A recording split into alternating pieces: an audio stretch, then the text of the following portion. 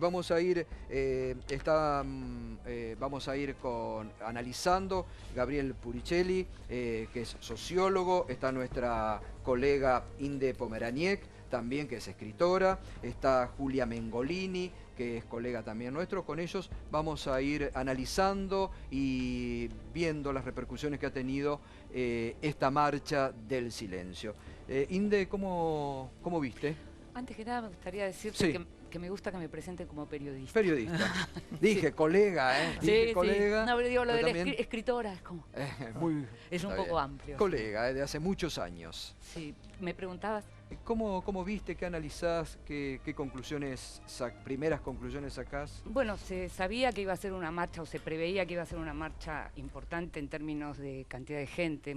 Fue mucha gente, fue multitudinaria. Lo que sí se vio también es que el tipo de gente que estaba, digamos, por ejemplo, se veía muy poca gente joven, no había prácticamente gente joven. Esto lo remarcaron mucho hoy en las redes sociales. Sí, pero que me parece que es un detalle para tener en cuenta, porque es una manera también de analizar qué clase de gente fue, y también para analizar un poco cómo está dividido, digamos, en la juventud, por dónde anda la cosa. Quiero decir que hay mucha gente joven que sigue al kirchnerismo, lo sabemos. Que hay mucha gente joven que sigue, por ejemplo, al trotskismo, lo sabemos. ¿Qué pasa con el resto de la gente joven? Bueno, justamente el trotskismo no adhirió. o los partidos de izquierda no adhirieron. Ahora, ¿qué pasa con el resto de la gente joven? ¿Qué pasa con los partidos políticos de la oposición y el resto de la gente joven? ¿Por qué no hay quien aglutine eso? Bueno, eso es algo para pensar, y seguramente los partidos de la oposición lo van a estar pensando de acá a octubre, digamos, ¿no? Eso como en principio. Después, algo que también se vio siguiendo las entrevistas que hacían los colegas o los testimonios que recogían, la gente realmente siguió las consignas, sí. Fueron todos tranquilos, no había una cosa de exaltados. Es verdad que cada uno tiene de pronto su reclamo, más allá del reclamo puntual de pedido de justicia, tanto por el atentado como por la muerte del fiscal. Gente hablaba de la justicia en general, pero no había exaltados, no había agresión. Yo, por lo menos en las horas que estuve mirando, no vi nada de eso. Eso también me parece para destacar, ¿no? Por supuesto, porque se cumplen los objetivos y sobre todo porque era una marcha para recordar, ¿no? Nada más que un fiscal muerto. Julia, buenas noches. Buenas noches. ¿Cómo lo viste? ¿Qué tal, Gato? Primero, no se vio mucho, esto no es un chiste, pero yo tenía ganas de ver las caras de la gente, porque uno ahí también se da cuenta de la composición social, del perfil social de quienes van, y con tanto paraguas y cosas encima por la lluvia, como que no se terminaba de distinguir. Pero sí me molesté en conversar con gente que fue, y me parece que también hay que destacar que muchísima gente fue de buena fe.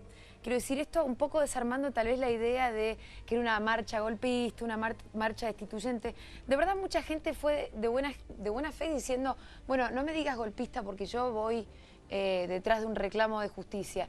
Esto me parece que es importante, porque mucha gente también por ahí se siente ofendida cuando hay interpretaciones tal vez tan apuradas, ¿no?, respecto a los verdaderos objetivos. De cualquier manera, me parece que igual había una operación detrás de la marcha, a pesar de la buena fe, que de cualquier manera también se va a diluir, porque al final no hay una consistencia demasiado profunda, no hay un elemento, no hay un proyecto de país que aglutine. Cuando encuentren un proyecto de país, cuando todo este sector social que fue encuentre un proyecto un poco más concreto, me parece que, y un representante más concreto detrás de ese proyecto, entonces no se va a diluir todo esto. Después, ¿qué va a pasar con toda esta gente? ¿Qué es lo que está representando? Bueno, lo iremos viendo con el transcurso de los días. ¿Que hubo algún tipo de operación en la organización? Yo creo que sí, pero me parece que el marco institucional es demasiado fuerte como para que repercute en el sentido del objetivo que había detrás, o entre líneas. Le voy a Gabriel Puricelli, que además él viene con muchos años analizando el tema político, se lo voy a preguntar, pero me parece que también no es un dato menor al que comentaba Julia o al análisis que hacía Inde, en el sentido de que los políticos hoy no aparecieron en la primera fila. No es un dato menor, porque incluso los propios fiscales, cuando convocaron, dijeron: nosotros no queremos estar al lado de los políticos, no queremos tener fotos con los políticos. En ese sentido... Porque creo que, incluso yo creo que trataron de utilizar y de colgarse políticamente de una marcha que tenía un origen legítimo, que era de recordar a un colega muerto en circunstancias hasta ahora dudosas. Bueno, ¿no? en ese sentido, lo multitudinario de esta marcha es una derrota para toda la política. porque ningún dirigente político, ni los que estuvieron ahí, ni los que estuvieron criticando durante una semana toda la convocatoria, tienen la capacidad de convocar a esta cantidad de gente. A ver, Gabriel, ¿cómo Sí, lo a mí me parece que hay algunos elementos interesantes. El primero es que hay una historia política argentina que se traduce en estas manifestaciones. La política argentina se dirime en la calle, estén los dirigentes políticos o no. Cuando la gente, cuando los ciudadanos deciden hacer política, la calle es el gran escenario. Porque la calle no es el escenario excluyente de ningún gobierno, ni siquiera de un movimiento político, ¿no? Grandes campañas electorales de la historia Gracias argentina. a Dios la calle es de todos, ¿no? Efectivamente, la campaña del 46 fue una campaña de ocupación de la calle por el peronismo que nacía, pero también fue una campaña de multitudes y de masas de la Unión Democrática, lo fue la campaña del 83. Me parece que ahí hay un ADN de la política argentina que se manifiesta. Y por el otro lado, yo matizaría un poco esta idea de que cualquier movilización tiene que tener una expresión de liderazgo político inmediata, porque la convocatoria también tiene que ver con un cierto estado de conmoción frente a algo que afortunadamente no sucede todos los días en la política argentina, que es la muerte dudosa, como lo caracteriza la justicia, de un alto funcionario público. Y en ese contexto me parece que también hay que entender que la convocatoria tenía por detrás no meramente, y tal vez ni siquiera principalmente, un componente opositor, sino un componente de reclamar algunas reglas básicas, y reclamar algunas reglas básicas que tienen que ver no solo con la atrocidad de una muerte, sino también que expresa esas pequeñas miserias cotidianas a las que nos enfrentamos todos los que alguna vez hemos necesitado la asistencia de la policía o la asistencia de la justicia frente a un hecho delictivo. Es decir, la gente que estaba ahí no solo vive la conmoción de la muerte de Nisman, sino que también tiene la experiencia de haber tenido alguna vez un robo en la casa y que le digan que la policía científica es optativa, y todo este tipo de situaciones de alguna manera se estaban expresando como un reclamo difuso que no tiene por qué tener un liderazgo político unificado, pero cuyos objetivos creo que son bastante transparentes y comprensibles. Yo creo que igual había una composición opositora, ¿eh? Sí creo que la había, y me parece que había un elemento aglutinante, sí, ideológico. Lo que pasa es que, insisto, no detrás de un proyecto claro, sino detrás de una operación que sirvió de oportunidad y de inspiración, si querés, para salir a la calle y expresarse, pero sí creo que había un componente igual no le subamos el precio a las difuso, operaciones, ¿no? Digamos, una operación no saca decenas de miles de personas a la calle más o menos, en todo el país. Más o menos. Entonces no es una operación, digamos. Digo, como para ponernos de acuerdo terminológicamente. No, yo no digo que no sea legítima la expresión de la gente en la calle, pero sí creo que no sería ingenuo en no pensar que desde la convocatoria sí había objetivos políticos. Y creo que cualquier ocupación del espacio público es una ocupación política. Por otro lado, el lugar de los políticos sí me pareció como de un complejo oportunista. Ese elegir, bueno, voy bien detrás y que no se me vea, que no se note demasiado. Pero que eso no es quiero nuevo, figurar. eso pasa en general. No, por eso, pero sí, viste, ¿Por qué como... crees que pasa, Inde? No, porque digo, ¿por qué no van en un año electoral? ¿Por qué no van a aprovechar un espacio que además es legítimo ir a reclamar justicia, ir a reclamar el esclarecimiento de un crimen, el esclarecimiento, bueno, si es un crimen, el esclarecimiento de un atentado? Digo, yo no diría que esté mal. Es la política misma, ¿no? Claro. Digo, los indignados de España terminan encontrando su expresión política tal en vez Podemos, los agravados griegos terminan... Tal vez lo que está mal es hacer política en base a la muerte de Nisman, o en base al cuerpo de Nisman. Pero ¿no? hacer política, uno puede leerlo desde ese lugar, y hay montones de otras cosas que podríamos decir también se hizo política. Es como, este paro es político, y sí, todo paro es político. Obvio. Esta marcha es política, y sí, toda marcha es política. Sí. Claro, Es así. Pero hubo un dato, me parece que hubo un dato significativo, vos lo destacaste hoy a través de las redes sociales, Inde, que fue la presencia de las hijas. Bueno, eso de Nisman, que yo creo que nos eso interpelan como sociedad, ¿no? Eso desde vamos, eso sí fue eso es exactamente lo que yo conmovedor. puse. Mi sensación es que, y me pasa desde el día del entierro de Nisman, que esas chicas nos están interpelando, son hijos otra vez que nos están interpelando. Eso sí, no importa qué clase de hijos, estamos hablando de hijos con un padre muerto en circunstancias dudosas. Esos chicos sí están pidiendo respuesta, esas nenas están pidiendo una respuesta. Claro, pero el carácter opositor quizás se lo terminó dando más que nadie en primera instancia el gobierno. No tenía por qué tenerlo. El único que me parece tuvo el reflejo hoy de decir, yo quizás si no fuera tan conocido y habría ido a la marcha, es Aníbal Fernández. Claro. Los demás se plantaron en el nosotros o ellos de la presidenta, en el para nosotros el canto y la alegría, para ellos el silencio, y terminaron perdiendo por este carácter. Sí, en una convocatoria, por otro lado, no hay que perder de vista, uno de los convocantes visibles era un exfuncionario de Daniel Scioli, como Carlos Stornelli, ¿no? Exacto. Exacto, no eran todos necesariamente, bueno, todos con una trayectoria sinuosa. Eso es lo que más repelía a todos los que, ayer lo decíamos, a todos los que no fuimos, que no nos sentíamos representados como para ir. Lo que nos repelía era el carácter sinuoso, las trayectorias de los fiscales, que en muchos casos están acusados de encubrimiento. Pero eso no es la lectura que hicieron todos los que fueron, para nada. Muchos otros expresaron Pero otras ¿sabés cosas. lo que pasa? Las consignas fueron variantes en estos días. Finalmente hoy se terminó de definir que era un homenaje, porque me parece que era la consigna que claramente iba a ser la más masiva y la más legítima. Pero durante estos días también la consigna fue siendo de alguna manera basta de impunidad, después se dejó de lado, porque bueno, pedir el cese de la impunidad es implicar un asesino. Y todavía no se puede hablar de la impunidad también impera sobre el atentado a la AMIA. Claro, pero además la elección de la fecha ya de por sí marcaba que tenía que ver con un homenaje al fiscal, porque justo era para el mes, digamos, de movida eso estaba. Que la consigna hoy terminó de ser el homenaje, punto. Perfecto, me pareció que era la más legítima de todas. Pero hasta ahora no fue la única consigna, había habido consignas. Lo sumamos al doctor Muckler, que ya nos ha acompañado, que es presidente del Observatorio de la Justicia Argentina. Sí. No, sobre esto yo quería decir que no he escuchado antes y lo lamento porque complica, por ahí digo algo que fue dicho incorrectamente, lo planteo. Pero sobre esto último que están hablando y sobre si el gobierno estuvo bien o estuvo mal, yo creo que estuvo mal, pero al revés de lo que ustedes plantean, para mí el objetivo de esta marcha es clarísimo desde el primer momento, no tengo ni la más mínima duda. Acá yo creo que hay que diferenciar la gente que fue de los convocantes. Y los convocantes tenían un plan estructurado, más allá del discurso ese de que esto no es político, de que esto va a ser una marcha de silencio, que es un homenaje al fiscal Nisman. Porque en primer lugar, para hacer un homenaje, el homenaje tiene que... la primera vez que yo veo un homenaje con una marcha de silencio, ¿no?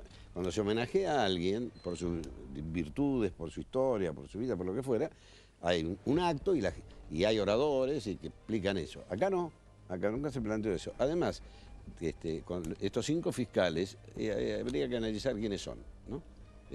Después, si se quiere, podemos hablar. Ya se lo ha hecho y hasta reclamar, el hartazgo desde el oficialismo. Se lo ha hecho hasta el hartazgo desde el oficialismo durante 10 días. Ese es el problema. No, está bien. Eso es otra historia. Yo no, ahora hay que analizar 300.000, 200.000 las personas. Lo que queda claro es que no hay que convocar las marchas con tanto tiempo antes, porque la verdad que se habló tanto, se dijo tanto, digo, se termina finalmente embarrando de un lado y del otro, me parece, ¿no? No, sí, aparte, está bien.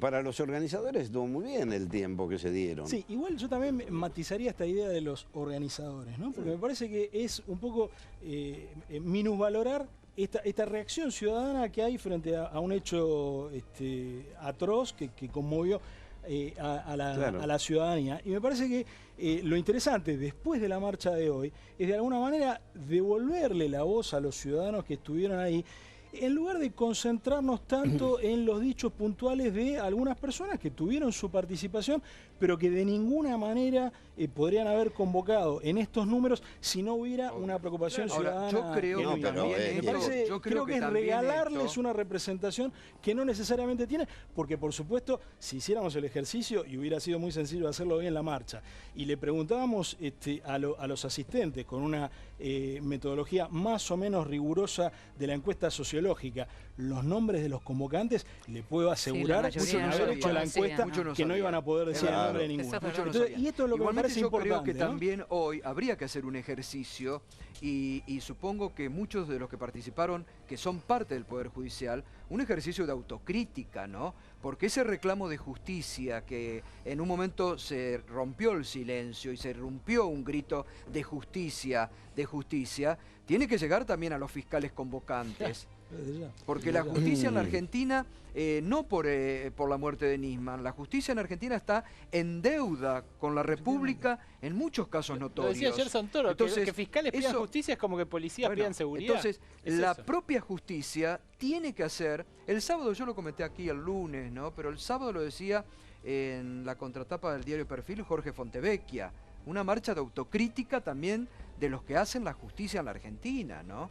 Porque está en deuda la justicia en la Argentina. Bueno, por eso también yo planteaba al principio que detrás del reclamo está también el reclamo respecto de cómo nos trata la justicia y cómo nos trata la policía frente a situaciones de inseguridad, de violencia, de crímenes que pueden haber sufrido muchos de los ciudadanos que están ahí. Digamos, ese es el reclamo que también está ahí planteado. O sea, cuando la gente ve con alarma lo que parece ser una cierta situación de poca profesionalidad en la gestión de la escena del crimen, la gente también está pensando en esas situaciones donde le pide a un policía en la calle que intervenga frente a una infracción que se está cometiendo y el policía le dice no, estamos atados de pies y manos, o le pide que intervenga como testigo, o ha sufrido un robo y le plantean que la policía científica es optativa. Digamos, ese tipo de reclamos también están presentes. Por supuesto, son mucho más graves cuando de lo que estamos hablando es de la pérdida de una vida humana, pero frente a crímenes de la propiedad, que muchos de los que han participado, y por supuesto de los que no han participado de la marcha, han sufrido, esa demanda está, y tal vez sería un momento, no para que estemos discutiendo con esta grandilocuencia o con esta jerga donde se hablan en las élites entre personas que se conocen entre sí sin tener en cuenta las demandas de la sociedad. Es un momento para que discutamos, como efectivamente se están discutiendo, los servicios de inteligencia, los servicios forenses y la acción de los fiscales. En ese sentido me parece interesante también remarcar una actitud que me pareció deficiente por parte también de la oposición política, porque era un momento sí para hacer política, pero en el buen sentido de la política. Tomar posición política, por ejemplo, frente a un proyecto de reestructuración de los servicios de inteligencia. Bueno, pero hay real, un proyecto presentado hace 4 años por Manuel Garrido en la Cámara de Diputados, que es un notorio diputado de la oposición, Puri, que el oficialismo lo cajoneó durante 4 años. O sea, no digamos, el gobierno está discutiendo los servicios de inteligencia en este momento por el mismo motivo que Florencio Randazzo puso trenes nuevos. Sí. Bueno, porque hubo 52 pero muertos me en parece que lo que o sea, no digamos que la oposición, ¿cómo la oposición? El contexto da oportunidades. Por supuesto, no, hay peleas políticas, pero la oposición no se presentó en la comisión, como jugando a la ajedrez. Eso es un error de la oposición. La oposición no se presentó en la comisión, en ese sentido sí tiene porque razón. Aparte teniendo en cuenta que en la Cámara de Diputados y en la Cámara de Senadores hay candidatos a presidente. Quieren gobernar la Argentina a partir de diciembre. ¿Cómo van a eludir un debate? Por lo menos hacer lo que hizo Carrió hoy. Fíjate vos, Carrió, todo el mundo la critica. Hoy Carrió se sentó en la comisión y dijo lo suyo. Y la verdad que muy bien por Carrió. Otra vez Carrió se desmarca, va, dice lo suyo. Te guste, no te guste, a dónde apuntó, no importa. Ella dijo lo suyo, dijo que va a ir al debate para decir lo suyo. Bueno, es que el error de entonces, cierto sector de la ¿cómo oposición? los candidatos a presidente no van a ir? Ahí hay un error, me parece, en la lectura política de ciertos sectores de la oposición que sostienen que hacer esto, es decir, sentarse a debatir, es legitimar la aprobación. A mí me parece que no. Que cuando uno repasa la historia, no sé, desde el bloque de los 44, liderado por Balbín, se sentaban y discutían con el bloque peronista, aunque perdieran absolutamente todas las votaciones. Bueno, acá hay un problema que... Acá hay un problema que viene bien planteado. El tema de la postura de la oposición y de la que plantea aquí Puricelli. Acá hay un problema institucional. La oposición se cansa de hablar de que acá no se respeta la institucionalidad. Ahora resulta que los legisladores de la oposición que fueron electos para ir a legislar al Congreso, dicen que no van. Dicen, no me gusta esta ley, no voy. No van a defender una posición en el ámbito. Están violando sus deberes funcionarios. Es un trabajo que tienen, porque se les paga. De manera que yo creo que el presidente de la Cámara tiene que descontarles el sueldo, porque el que no va a cumplir el trabajo, si ustedes no vienen, no se les paga. Pero esto es secundario, eso, por supuesto es secundario este tema del sueldo, pero es la responsabilidad institucional. Entonces, ahora lo mismo pasa con el tema Puricelli. Bueno, Garrido tenía hace 4 años el proyecto ahí. ¿Y por qué Garrido no fue a discutir, o no va a ir a discutir porque él es diputado? Yo espero que vaya a discutir, porque de pronto el proyecto que él tiene es mejor, Sí, yo daría en principio por sentado que ¿no es va a cierto? ir, Bueno, pero digamos, me parece muy bien que vaya, pero el bloque, pero su bloque no va, ¿no? Entonces, a ver, pongámonos de acuerdo. Si vamos a defender las instituciones hay que hacerlo en todos los planos. Después, la otra cosa es decir, bueno, magnífico, si tenía un proyecto hace 4 años, cualquiera sea la circunstancia por las cuales el Ejecutivo quiere poner el proyecto. Bueno, eso me pongo contento porque se va a discutir lo que yo planteo. El tema de los trenes, muy bien. El tema de los trenes, porque de la historia argentina, la destrucción de los ferrocarriles nuestros viene de Frondizi, porque el negocio eran los camiones. Y entonces había que destruir los trenes. 8 años de Ricardo Jaime seguramente. No, está bien, pero yo creo que Ricardo Jaime, si tiene que ir preso, tiene que ir preso, y todo eso está muy bien. Ahora, cuando lo arreglan, dice, sí, ¿por qué no lo arreglaron antes? A ver, pongámonos de acuerdo. Lo celebro.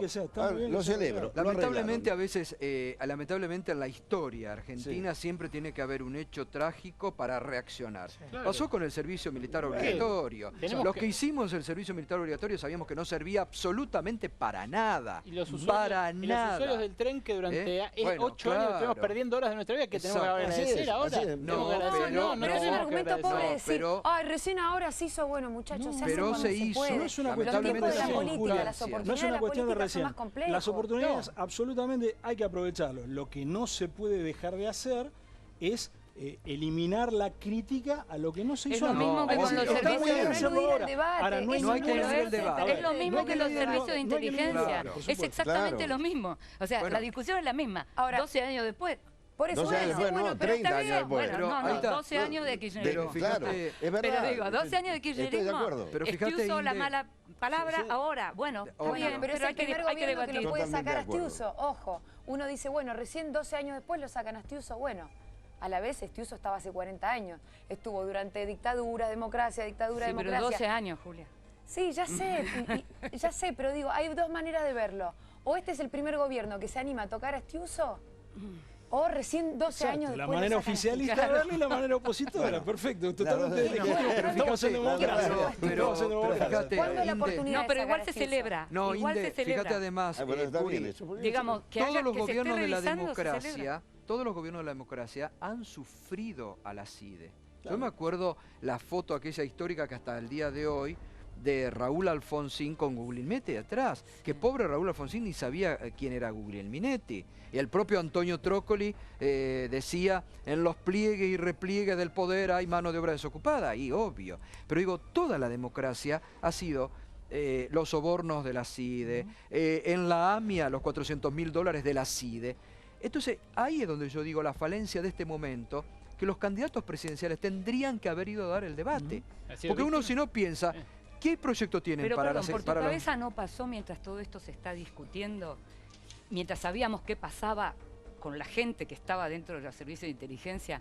Por tu cabeza no pasó, y ahora van a quedar todos esos libres. Nosotros que lo vivimos cuando terminó la dictadura. La famosa mano de obra desocupada. La mano de obra desocupada. Y bueno. Era una pesadilla. Hay que encontrar soluciones para esas cosas. Pero por supuesto, claro. Bueno, es un trámite no sencillo. Sí, desde ya. Desde luego para nosotros acá puede ser más sencillo. Y seguramente están haciendo de la suya y van a seguir haciendo de la suya. Que lo que tienen el compromiso de hacerlo, ¿no? Pero me parece que es muy positivo que esté en debate. Pero hay muchas cosas que hay que debatir sobre esto. Si hay un reclamo de justicia, ¿a quién se le está reclamando justicia? Esta es la pregunta. Es al Poder Judicial al que hay que reclamarle justicia. ¿Dónde está ese reclamo? Ahora resulta que los dirigentes de la organización de jueces y la de los fiscales son los que de alguna manera impulsan la marcha. Ahora, tampoco me parece que se puede pensar que la gente fue espontáneamente. Espontáneamente en el sentido... Hoy eso no es verdad. Espontáneo es un cacerolazo. Claro, una marcha que se convoca no es espontáneo. Claro, pero no es tampoco espontáneo. Es un valor. Los partidos de la oposición convocaron, estuvieron, más allá de que después si estaban atrás o delante, no importa. Y todo esto fue una convocatoria. Es una marcha importante que hay que tener en cuenta, me parece, porque hubo mucha gente. También hubo mucha gente cuando Bloomberg... Y esa marcha el presidente Kirchner la tuvo en cuenta, ¿eh? Sí, la tuvo en cuenta y mal. La tuvo en cuenta eso y es mal. otra discusión, pero quiero decir, la tuvo en cuenta. La tuvo en cuenta y mal, porque ¿mal para le quién, votó doctor? le votó las leyes que quería Bloomberg. Votó leyes represivas con las cuales yo no estoy para nada de acuerdo. Pero ¿mal para quién? Claro. Los cientos de miles que estuvieron en tribunales con Bloomberg. No resolvió la cuestión de la inseguridad. No la resolvió. Pero es otro análisis, por eso pero es otro análisis. Al contrario, como dice Smukler hoy, cualquier penalista Berco te dice que hicieron un menjunje con el Código Penal. Pero yo no estaba hablando del resultado. Por reaccionar demagógicamente. Yo estaba hablando de otra cosa, estaba diciendo, sale la supuesto. gente a la calle y hubo un gobierno y un presidente que escuchó. Sí, escuchó. De eso Después hablaba. Bloomberg ¿Qué se sentó en kirchnerista la en ese Cámara de momento le dijo, Diputados "Estuviste en un mal"? balcón y desde ahí dirigía el debate. ¿Ustedes se acuerdan de eso? ¿Cómo? No sé. Bloomberg sentado en la Cámara de Diputados diciendo que sí o que no a lo que decían los diputados. Entonces, ese fue un error, ¿no? Porque está bien escuchar a la gente, pero también hay... Tampoco pero en este caso no pareciera emerger nadie dentro del escenario, ni de los convocantes a la marcha, ni de la familia del fiscal, nadie que pueda capitalizar eso. Es decir, no hay un Bloomberg en este momento. Por ahora no. Hay una convocatoria. Pero que está tampoco es necesario que no nadie debiera por qué capitalice, hablarla, no. porque hubo un sentimiento que se expresó.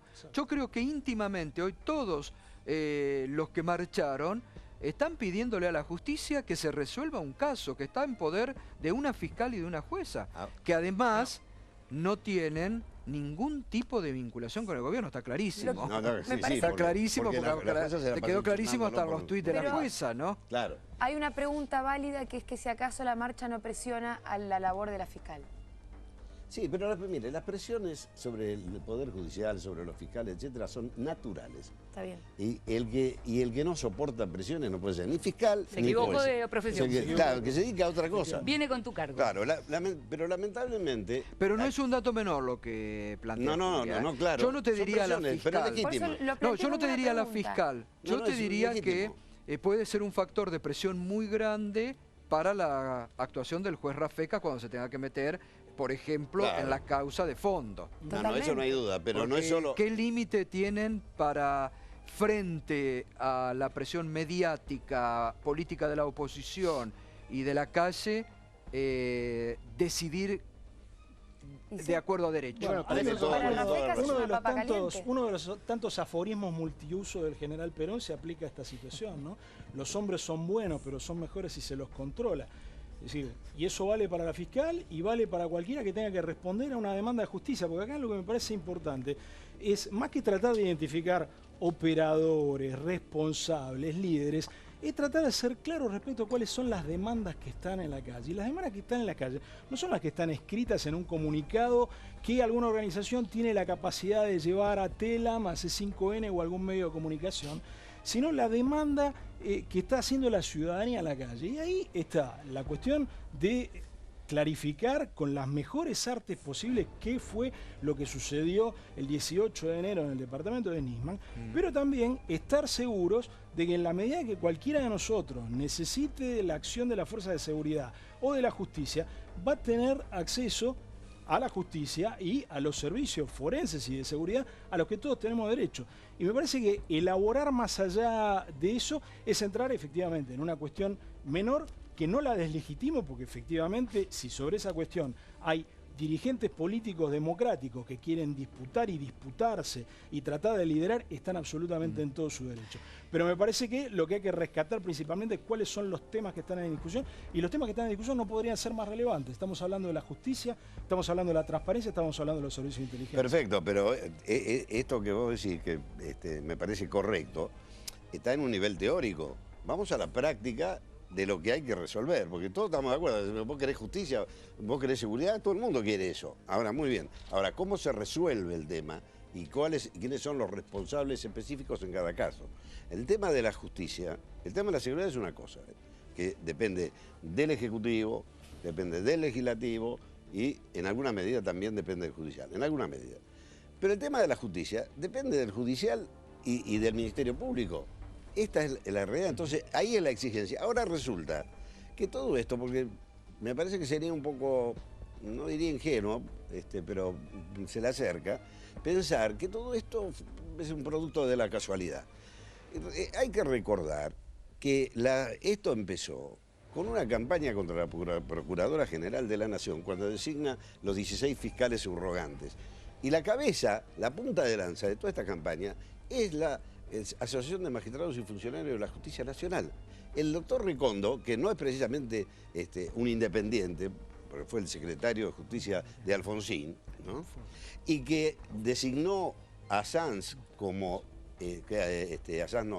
Sanz como fiscal cuando Sanz tenía 27 años. Después sale en La Nación Sáenz con todo desparpajo y dice: estos muchachos de justicia legítima que son muy jóvenes, y a él lo designaron designado directamente, mientras los fiscales que designó la procuradora son los 16 fiscales que la ley que modifica el Código Procesal Penal establece que tienen que entrar en funcionamiento cuando la fecha que entre en funcionamiento la ley. Y no son fiscales sacados de la calle, pero son fiscales todos ellos, con 10 años de experiencia y por concurso. Usted lo conoce bien todo ese tema. La mayoría de la gente todo ese tema no lo conoce. Perdóneme, todo ese tema no lo conoce. Y sí sabe, en cambio, que un fiscal murió un día antes de tener que ir a hablar, después de haber denunciado y de haber acusado al presidente de la Nación. Pero usted sin darse cuenta, usted misma, cuando hace esta descripción, está diciendo quién es el responsable. Como fue inmediatamente después de que él hizo la denuncia, y al día siguiente tenía que ir a la Cámara, la imagen, ¿quién lo mandó a matar? Básicamente que no se lo cuidó. ¿Cómo que no se lo cuidó? Tenía 10 custodios de toda la seguridad. A ver, vamos a ver claramente esto, porque es así. Porque sale la diputada Alonso de declarar ante la fiscal Fein, ¿no? Y dice lo siguiente. Dice: lo último que me dijo Nisman fue la presidenta, o Cristina, no me acuerdo, ordenó todo. Pero eso dice momentito.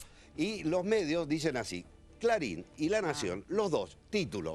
Cristina ordenó todo. Cristina ordenó todo. Ahora, entonces, la muerte de Nisman, en realidad, yo me atrevo a decir que es un resultado, yo no sé si fue homicidio, si fue suicidio inducido, pero se ha instalado hoy que fue homicidio, ¿no? Muy bien. Bueno, a ver, ahora, ¿quién se beneficia? ¿Quién se beneficia con el homicidio? Yo no sé tampoco qué fue, pero vimos todos muchas películas. Cuando hay un testigo muy importante, se lo cuida mucho. Pero él no era testigo, era fiscal y estaba inventando una causa. Absolutamente. Pero no está ahí, no esa causa, usted leyó las 300 páginas, léala, no tiene ni la más mínima prueba. Lo dijo, no lo digo yo, lo dijo Moreno Ocampo. Yo le estoy hablando de otra cosa. ¿Quiere que vayamos al acuerdo, al memorándum? Si quiere, vamos. Sí, vamos, sí voy, cómo no, vamos a lo que quiera. Yo le estoy hablando de otra cosa. Le estoy diciendo cómo se pudo morir un hombre que tenía que estar cuidado hasta para ir al baño, por favor. Pero perdón, ¿de qué estamos hablando acá? Escúcheme una cosa. ¿Qué quiere decir eso de que tenía que estar cuidado? Tenía que tener adentro, de su departamento 5 policías permanentemente. Él no quiso tener policías dentro, vamos por parte. Y tenía 10. Que si actuaron mal, actuaron bien, es un tema que hay que definir. Y cuando se haga la investigación... Actuaron mal porque la Policía Federal los separó. Actuaron mal. Los separó porque cumplieron el protocolo mínimo. Bueno, actuaron mal. Bueno, pero esto acá se instaló, esto forma parte de un proyecto. No nos engañemos. Acá no se soporta que la República Argentina integre un bloque en materia regional que está planteando sostener la integración a través de la CELAC y de la UNASUR y constituye un foco de poder a nivel mundial. A ver, me permite y esto, ahora... los dueños del poder no lo soportan. Me permite ahora...